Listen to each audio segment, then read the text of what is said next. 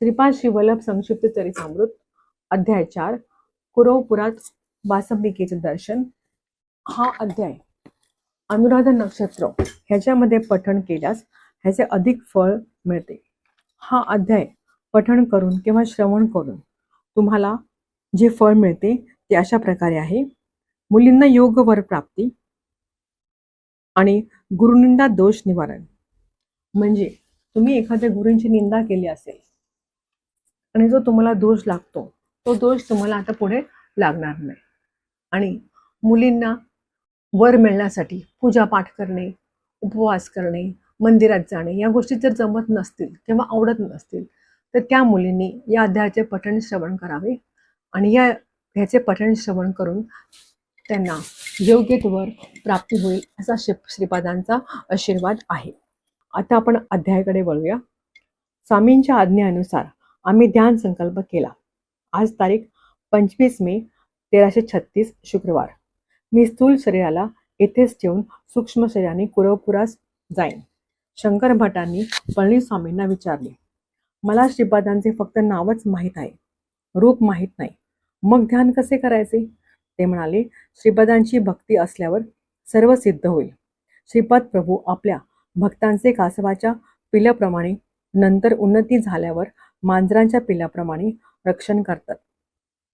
त्यानंतर माकडाच्या पिल्याप्रमाणे व अधिक उन्नती झाल्यावर मासोळी बरोबर विहार करणाऱ्या बालमाशासारखे भक्त श्री गुरु समवेत असतात। ध्यानुभूतीबद्दल सांगताना पळणी स्वामी म्हणाले, कुरवपूर या गावी शिवशर्मा नावाचा ब्राह्मण भार्या अंबिकेसह राहत होता। त्यास मंदबुद्धी मुलगा असल्याने तो दुःखी होता। एक दिवस श्रीपाद प्रभूंच्या समोर तो उभा राहिला। श्रीपादांनी त्याचे मनोगत ओळखून मंद हास्य करीत म्हटले, शिवशर्मा, तुझी इच्छा काय आहे ती सांग। त्यावर शिवशर्मा म्हणाले, स्वामी, माझा मुलगा माझ्यापेक्षाही मोठा पंडित वक्ता व्हावा ही माझी इच्छा आपण पूर्ण करून मजवर कृपा करावी। त्यावर श्रीपाद प्रभू म्हणाले, बाबा, कोणी कितीही मोठा असला तरी पूर्वजन्म कर्मफल अनिवार्य असते। सगळी सृष्टी शासनानेच उल्लंघन न करता चालते। पूर्वजन्मीच्या कर्मफळानेच तुला मंदबुद्धी मुलगा जन्मला। त्याचे पूर्वजन्मेचे पाप निवारण करून त्याला योग्य असा पंडित करायचे, तर तू देहत्याग केल्यास मी त्याला पंडित करेन। त्याने मान्य केल्यावर श्रीपाद प्रभू म्हणाले, तुझ्या मृत्यूनंतर दिशेला नगरीत शिर्डी सूक्ष्म रूपाने राहून तू महाराष्ट्रात जन्म घेशील। लवकरच शिवशर्मा मरण पावला व तो मंद मुलगा व त्याची आई लोकांनी दिलेल्या त्रास व अपमान सहन न होऊन आत्महत्या करण्यासाठी नदीकडे पळत सुटले।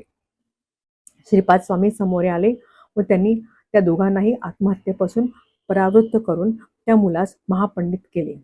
शनी प्रदोष व्रताचे महात्म्य सांगून उर्वरित आयुष्य शिवाराधनेत घालवावे असा संदेश त्याच्या आईला दिला।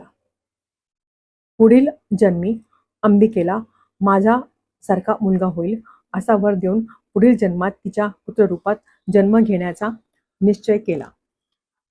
वासंबिकेस श्रीपाद प्रभू म्हणाले, तुझा संकल्प सिद्ध होऊन मी आणखी 14 वर्ष म्हणजे या शरीराला 30 वर्ष होईपर्यंत या शरीरात राहून गुप्त होईल। त्यानंतर संन्यास धर्माच्या उद्धार निमित्ताने निसर्ग सरस्वती या नावाने ओळखला जाईल। दुसऱ्या अवतार 80 वर्ष राहील। या अवतार समाप्तीनंतर 300 वर्ष कर्दळीवनात तपोनिष्ठ राहून प्रज्ञापुरात स्वामी समर्थ या नावाने अवतार धारण करून सिद्ध पुरुष रूपात दिव्य कांतीने अगाध लीला दाखवून जगाला आसक्ती रहित करीन। कलियुगातील मानव धन्य आहेत। केवळ स्मरण मात्रेनेच दत्तप्रभूंचा अनुग्रह प्राप्त होईल। स्मरण अर्चन केल्याने प्रभूंशी अनुसंधान घडते। त्यामुळे साधकांचे पापकर्म, दोष, विषय, वासना, संस्कार श्रीपादांच्या चैतन्यात विलीन होऊन भक्तांची त्यांच्या नकळतच कर्मबंधनातून सुटका होऊन मुक्ती मिळते। शंकर भट विचारतात, गुरु ग्रहांसंबंधी त्रासातून कशा प्रकारे सुटका करतात याबद्दल माहिती द्यावी ही प्रार्थना। पळणी स्वामी म्हणाले, प्रारब्ध कर्माला अनुसरून शुभाशुभ फळ मिळते। दोष निवारणासाठी मंत्र तंत्र यंत्राने काही फळ न दिल्यास जप तप होमाचा आश्रय घेऊन उपशमन न झाल्यास श्री गुरु पादुकांचे शरण जावे। विश्व चैतन्यातून प्रवाहित सूक्ष्म स्पंदनामुळेच इष्ट अनिष्ट फळांची सिद्धी होते. महात्मे विश्व कल्याणासाठी तपाचे फळ सुद्धा दान करतात. या प्रक्रियेने अनिष्टकारक स्पंदनेने एक माणसानंतर दुसऱ्या माणसाला त्रास न देता जेवून उद्भवली तेथेच परत जातात, म्हणजे मूळ बिंदू स्थानातच जातात. याला तिरोधान म्हणतात.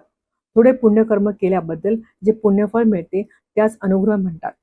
श्रीपादांची अनुमतीने हे विवरण करू शकलो.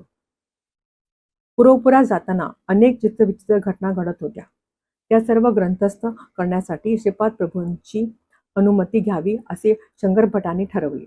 भविष्यात भक्तांना हितासाठी श्री प्रभूंच्या चरित्राचे लिखाण करण्याचे तू ठरवले आहेस. ते जरूर तुझ्या प्रयत्नांना आशीर्वाद देतील असे पळणीस्वामी म्हणाले. श्री पळणीस्वामी माधवास म्हणाले, तू दर्शन घेतलेले श्रीपादांचे मातागृह श्रीपाद श्रीवल्लभांचे जन्मस्थान आहे.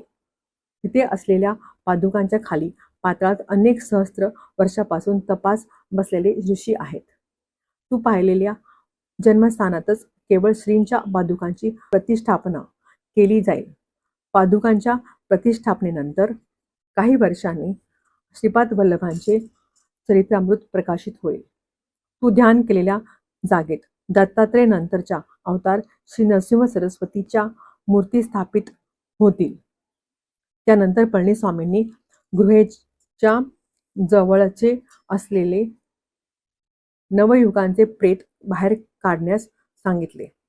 प्रणवाचा उच्चार करून त्यांनी त्या नवयुगाच्या शरीरात प्रवेश केला. त्यानंतर त्यांनी माधवास विचित्रपूरकडे व मला तिरुपतीकडे जाण्याची आज्ञा केली. श्रींच्या लीलाचे अंत लागत नाही हेच खरे.